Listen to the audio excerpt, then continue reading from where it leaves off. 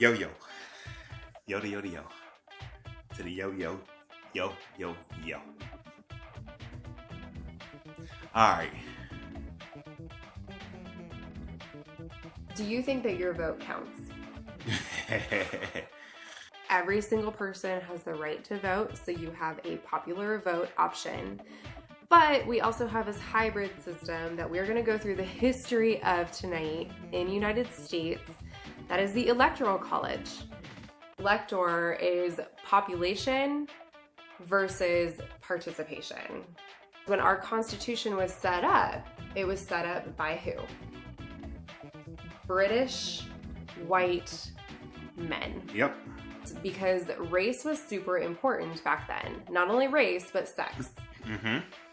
If you were not white and you were not male, you were not counted as a person or a we the people when they wrote the Constitution. Right.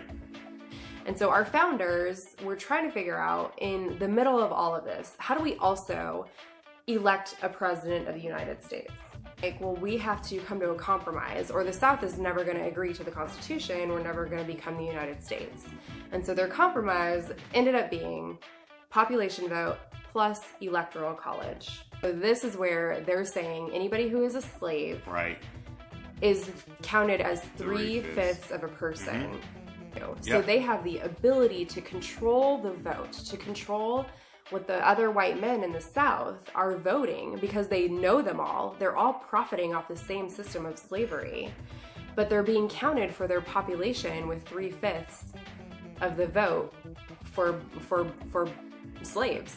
The Northerners didn't like the system. The Southerners are like, no, we love this system. This is great because we get to continue our way of life of, victimizing people and making a lot of money off of it. And we always get to determine who's president. And in addition, we're looking at voter suppression, intimidation of Black families and Black men from voting, to keep them from voting. We're looking at voter suppression in the most violent forms. So not only do they have, this is again where I'm going back to population versus participation. They have the population and they have a higher population now. They have more House of Representatives. They have more people in the Electoral College, but they won't let them vote. Everything else is by popular vote, from local officials to state elections.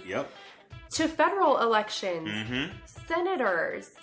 I'm like, I don't understand. How can you vote for a senator and you can vote for a governor? That is huge. Yeah. And we can vote popular vote for them. So why does it matter so much now for the president?